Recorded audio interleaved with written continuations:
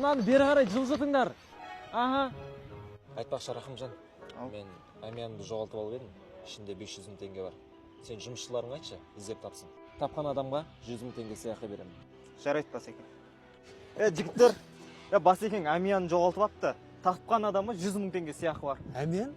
Мына әмиян емес пе? Ол сияқты. Жүр Басекеге. Басеке, әмияныңызды таптық. Ой, жарайсыңдар жігіттер. Қазір ішін көрейін. 500 мың теңге. Все, жақсы бара беріңдер, рахмет. 100 мың сыйақы берем деп едіңіз ғой. Мынаның ішінде 100 мың теңге кем ғой. Негізі 600 мың теңге болған. Сол 100 мың теңге өздеріңе сыйақы. Ей, кіріңдер кабинетіме.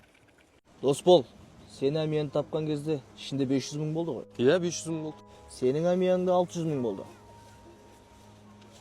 Онда Досбол, мына әмиян сенікі. Рахмет, Басеке. Басеке, бұл менің әмияным ғой. Сенің әмияныңда 600 мың болды ғой. Мұнда 500 мың. Ешқандай да дәлел жоқ. Ол Досболдікі. Досбол, адалдығыңнан айырылма. Рахмет. Дәурен, байлыққа бола қатты құнықпа.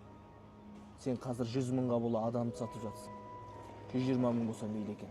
Кешірімді Досболдан сұра. Дәурен, байлықты жүрегіңе алма. Дүниемен жүрегіңді қарайтма. Адам болам десеңіз, 5 нәрсеге асық бол.